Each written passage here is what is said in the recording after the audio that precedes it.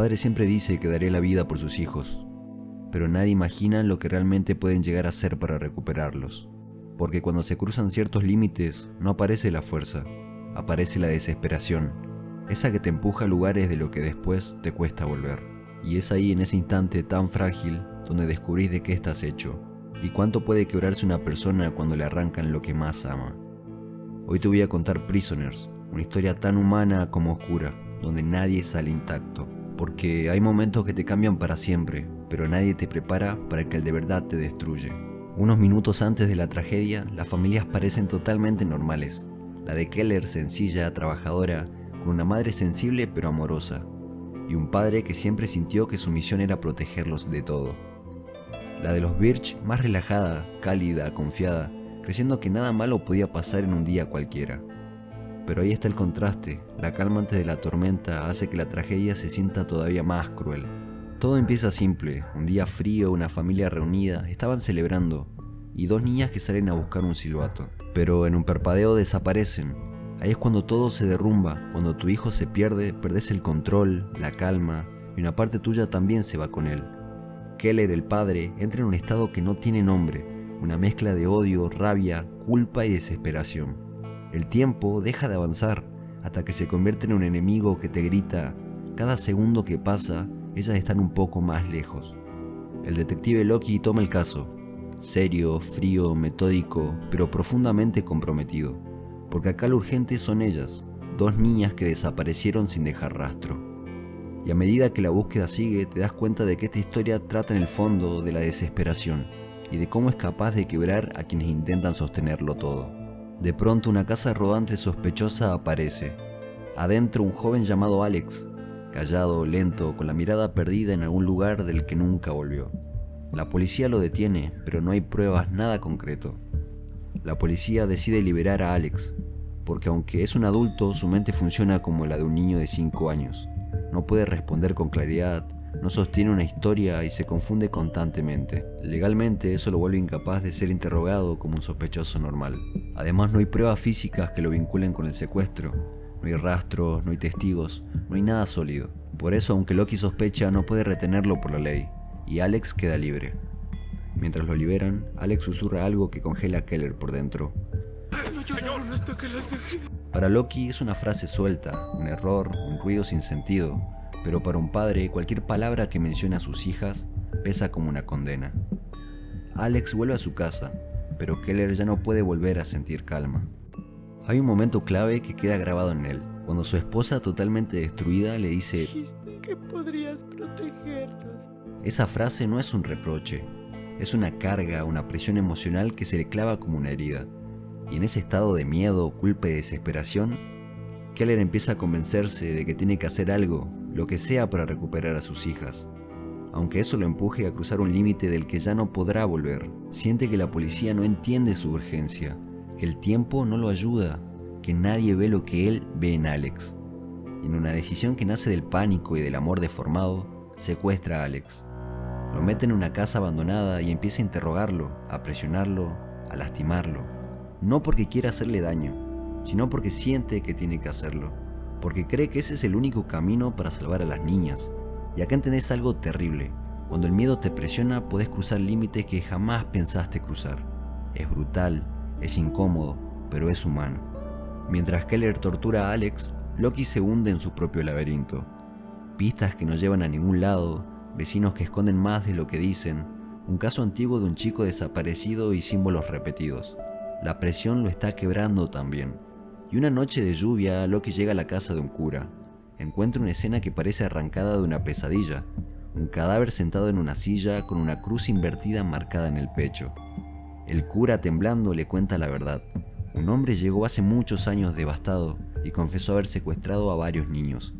El cura, dominado por el miedo, lo mató y escondió su cuerpo. Solo te diré que es una pieza clave, y más adelante, cuando finalmente entendamos quién era, todo va a revelarse de una forma muy oscura.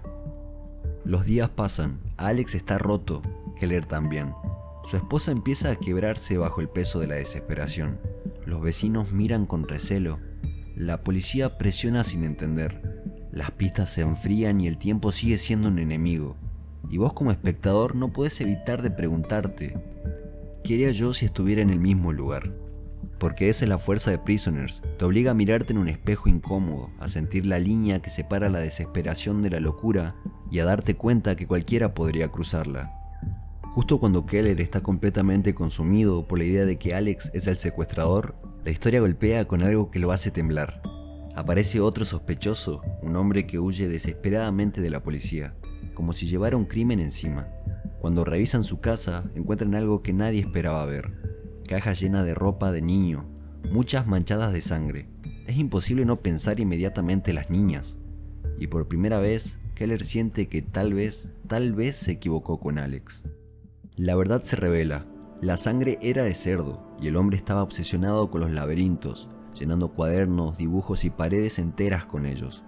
No era el secuestrador, pero sus obsesiones conectaban con el caso de una forma perturbadora. Entonces Keller se pregunta si Alex realmente estaba diciendo la verdad, y si no lo estaba torturando por nada. La duda empieza a pesar más que la certeza, y esa mezcla de culpa, rabia y miedo solo lo hunde más en su propia oscuridad. Hasta que llevan al nuevo sospechoso a la estación. Está alterado, desorientado, casi al borde del colapso, así que Locke intenta interrogarlo, pero cada pregunta lo pone peor. Se agita, evita la mirada, parece atrapado en su propia mente. En medio del interrogatorio alcanza a garabatear algo en la mesa. Un laberinto, el mismo símbolo que ya había aparecido antes. Y de un segundo al otro le arrebata el arma a uno de los oficiales y se dispara frente a todos. El disparo corta el aire. No deja respuestas, no deja nada. Con su muerte cualquier posibilidad de entender qué es lo que sabía desaparece. De golpe, una luz en la oscuridad. Joy, la otra niña secuestrada, aparece, estaba viva, confundida, traumatizada, pero estaba viva. Cuando Keller la visita en el hospital, ella le dice algo que lo atraviesa como un tiro. Vos estabas ahí. Por un instante, Keller recuerda cada momento y se le pasa por la cabeza que Joy se refiere a cuando fue a ver a la tía de Alex. Allí entiende lo terrible de la situación. Mientras él torturaba a Alex, las niñas estaban cerca, demasiado cerca. Un error, un horror, un castigo que se hizo a sí mismo. Joy también menciona la palabra laberinto, y esa palabra empieza a unir todas las pistas dispersas. Keller corre hacia la casa de Holly, la mujer que cuidó a Alex toda su vida. Ella lo recibe con calma, una calma que se siente como veneno. Y es acá en este punto exacto de la historia donde finalmente entendemos lo que la película ocultó durante 2 horas. Alex fue el primer niño que Holly y su esposo secuestraron. Era pequeño e indefenso, lo crearon como propio, pero los traumas que le infligieron explican su retraso, su lenguaje fragmentado y ese comportamiento extraño que todos notamos. El cuerpo que se encontró en la casa del cura era el esposo de Holly, el hombre que empezó todo, los secuestros, los símbolos, los laberintos y la guerra contra Dios. Holly siguió con los secuestros ella sola, fría, metódica y en silencio. Para ella destruir familias era un propósito espiritual. Cuando Keller finalmente entiende todo esto, Holly le apunta con un arma. Lo obliga a entrar a un agujero bajo la casa. Antes le dispara y lo deja allí, herido pero enterrado vivo. Pero incluso enterrado en la oscuridad, Keller siente un hilo débil, casi frágil. El silbato de su hija, una señal que atraviesa el silencio. Pequeño, casi imperceptible, pero suficiente para recordarle que todavía hay alguien que lo espera.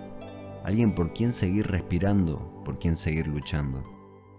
Loki llega a la casa y en medio del caos, la tensión y la tormenta, se enfrenta a Holly en un duelo a tiros. Logra salvar a la niña justo cuando Holly estaba por acabarla, pero una bala roza su cabeza recordándole lo cerca que estuvo del final.